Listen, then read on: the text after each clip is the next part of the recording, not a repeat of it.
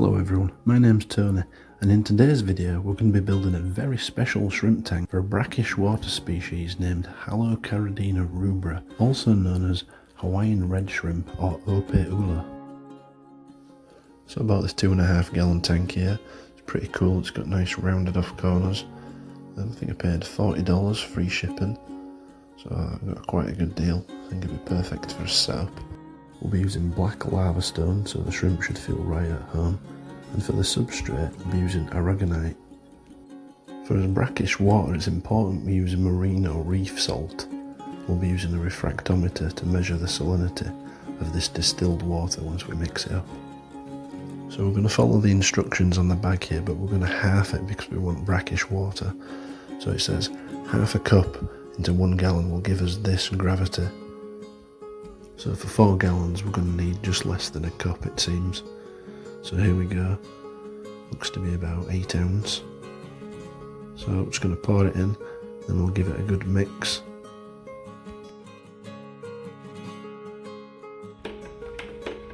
Need to make sure all the salt crystals are dissolved properly, and then we'll just let it rest a while. That should be alright. So this weird thing here is a refractometer. So you just get your pipette of salt water and you just squeeze a few drops on this lens here. There we go, and just a little bit more. Just try keep it level. And then we just pull this piece of, it's actually plastic, frosted plastic, down over the water and just make sure there's no air bubbles present. Just like that. And we're just going to leave it 30 seconds and then take a peek through the hole. So let's have a look, try and focus for you. It looks to be about 1.014, so it's a little bit high. There's no problem, we can dilute it with some pure distilled water here. So let's just add some back in here and we'll give it another measure and see where we're at. Should be okay. Alright, so let's test it again. Look at that, 1.010. That's what we're looking for. So this nano cube also came with a piece of backing vinyl, which is kind of cool. So we're just going to spray the back of this tank here, make sure it's clean first, and roll this. It's kind of peeling off and bubbling, but that's alright. So you just basically just peel it off and line it up with the edges of your tank. There we go. I may have to readjust this. So you just line it up here and then use some kind of credit card. I think I have a Subway card here, yep, Subway. And you just use it to squeegee out the water and the air bubbles so it's nice and smooth. If there's any excess you can use a razor blade to cut it off, but this seems to be cut to fit, so we should be alright. Alright, so there we go, it looks kind of cool. I've put the lid on too. There's his hardscape. We have his water prepared. So next is his substrate. So this is aragonite. Let's take a look at it. So it just looks to be broken up pieces of shell and things like that. It's very high in calcium, and it also buffers the water's pH, which is perfect for the shrimp. So I'm just using some distilled water here, and I'm going to clean it out because it looks to be a little bit powdery. So I'm just going to use my fingers to swill it around, and we'll just pour out this water once it's all clean. So yeah, we can already see some floaties. Not sure what they are, bits of twigs. So that took about 3 rinses. I'm going to do the same with the lava stone here. I'm using distilled because it's basically pure water, there's no calcium or anything in there, it's just nothing. I'll do the same thing to the large stone. So I wash my hands really good, I always make sure you have clean hands. So I'm going to use my hands to actually put the substrate in here, because I don't have much room above on the shelf. So we're not going to need much, about 1 centimetre or 2. I'm going to put a little bit more in the back, just add a bit of depth to this little cube we've got here. So there's a few things that are really special about these Opae Ula shrimp we're going to be putting in this tank compared to your regular Neocaridinas or Caridina types. One is that they can live up to like 20 years old, which is really crazy. Alright, so now our substrate's in. You can see the little slope in the back. Let's add our lava rock. So I have this honking piece I got in, I think it's an 18-pound pack you can get from Boost Plant. I just hammered out a chunk from the side of it. You can see on the left there, that kind of angle that's out. I just hammered it and I ended up with this cool piece here, which is perfect shape for this tank. So I think I'm quite happy with the way this rock is sitting right here. There's enough room all the way around the edge, even around the back here. Yeah, quite happy with that. So let's add some accent stones. We have those other little pieces right here. Probably not going to use all these, but I'll use a few. Start with this big one. So let's see here. Probably in this biggest gap right here, and then a few. So yeah, that's a nice piece. Alright, so I'm probably just gonna play around here just for a little bit. I just want to go for a really basic, natural looking design. Alright, so there we go, I'm quite happy with that. You probably noticed there's no filter.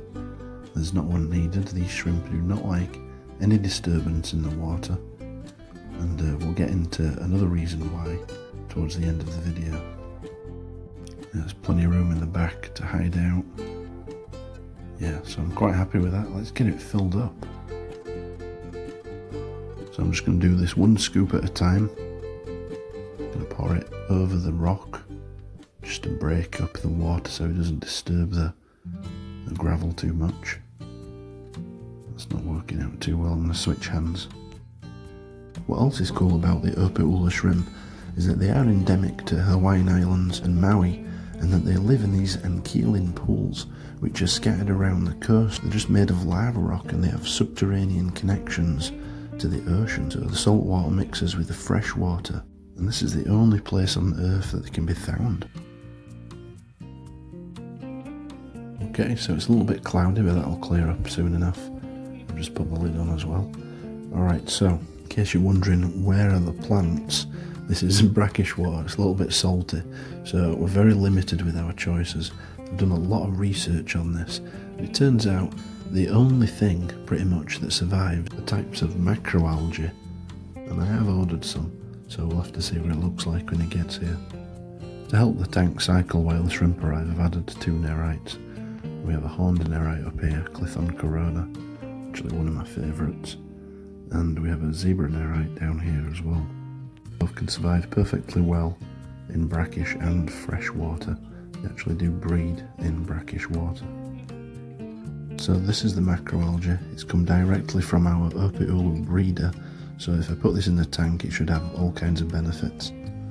So I've just popped it in the back there. It's not the best looking plant, but it's better than nothing. I've also purchased this sea fan. It's a piece of coral I'm thinking of putting in here or here. We'll have to have a look. So I'm not too sure if I'm going to keep the sea fan in. Can't really see it too well against the lava rock, so it's kind of a waste. The shrimp will enjoy it, but I think I might save it for another project. I've been moving it around. I've kept it in for 2 days, but yeah, I'm going to take it out. Alright guys, the shrimp are here. It's been about 3 weeks since we set up the tank.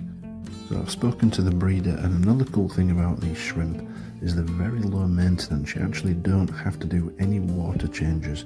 You only have to top up the tanks with distilled water when it evaporates. With that being said, he's also informed me that if I put this water in my tank, it'll benefit my tank because it contains algae spores and things that they eat. So unlike other shrimp where you don't want to put the water in, with these shrimp I'm actually going to put all this water in my tank, so I'll have to take a little bit out. I'm going to still drip acclimate them because it's a little bit chilly outside, so I want to make sure that the temperature matches in this case. And the reason why you don't have to do water changes is because they eat so little, so there's so little waste it's really not needed. You have to feed these shrimp extremely sparingly. You don't want to overfeed them because you're just going to get too much algae, because they really don't need a lot at all. They recommend feeding these things like a couple times a month, not even that. So very, very low maintenance, extremely easy to keep, and really amazing. I'm really looking forward to these guys colouring up actually. So let's see if they colour up in the next few hours. Hopefully they enjoy their new home. It's been about half an hour on this drip acclimation, so we should be getting pretty close. This is my new shelf here. I need to fill it out quite a lot. It's quite bare, but I'm going to get some nano tanks for the top row and maybe another cube below to start with. What might be my favourite thing about these shrimp, and what I'm looking forward to, is when the females have their baby shrimp, the eggs, they carry them normal underneath, but they lay larvae in the water that float around in the water column.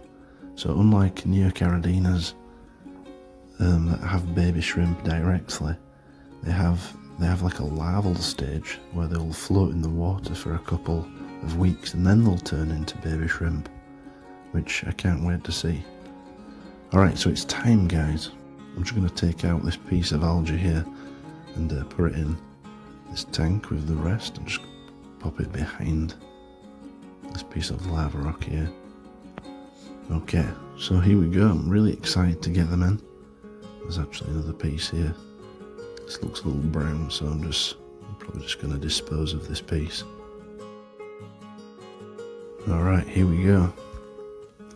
So, I'm going to be really careful here, I don't want to drop them. Got my phone in one hand. And 35 Opae Ula shrimp in the other. Not yet. Hanging towards the back.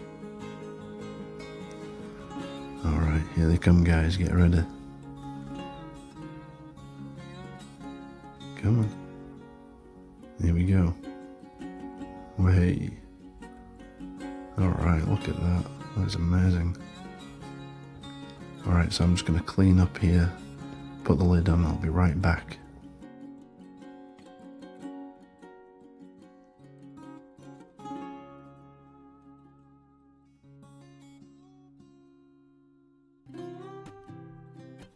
Alright guys, here we are. So they are really, really active. I'm so surprised. Well, actually I'm not, because I've seen videos, but they are really, really active, like all over the place. Still looking a little pale, but they seem extremely happy. They're checking out this place, swimming all over. Look at these guys. They're about half size of Neocaridinas, and that's as big as they get. So they're kind of like juveniles in size.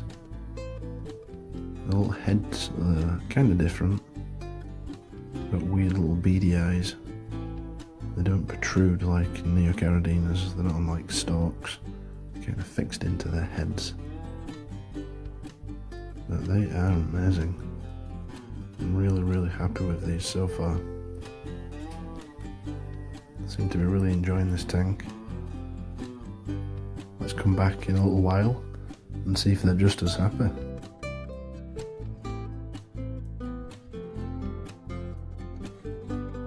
Alright guys, so we're back just a couple hours later and you're not going to believe how red they are. Can you see them already from the distance? Look at these guys. That is like night and day. They are amazing. Look how bright and colourful they are. Not all of them, because they do vary from clear white to red. And there are some of them that are naturally that colour.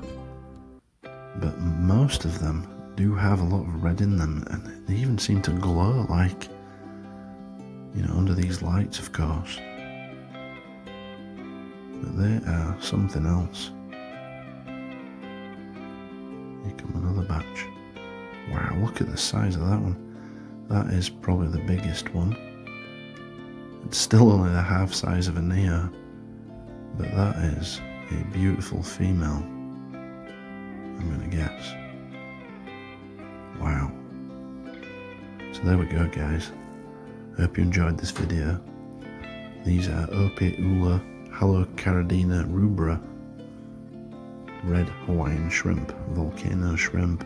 They have a lot of names. Super shrimp. They are super because they live so long. They have such high, or should I say, strong metabolisms. Live underground in caves most of their life, just coming up to the surface just for a little bit of algae to nibble on. So what a wonderful creature. Look at this. Wow. Are you there?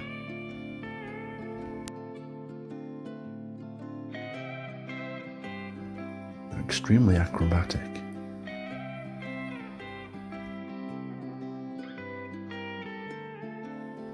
So they've settled down a little bit, but they're still extremely active, checking out all the cracks and crevices.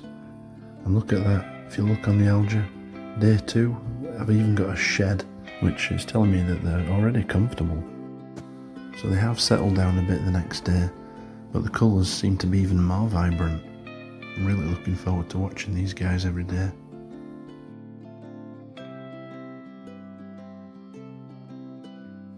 If you're wondering what's next to it, I've utilised that sea fan from earlier in another tank.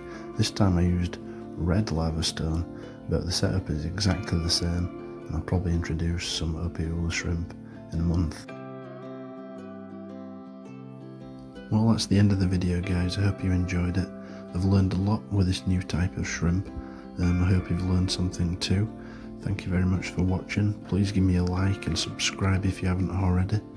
I'll see you next time.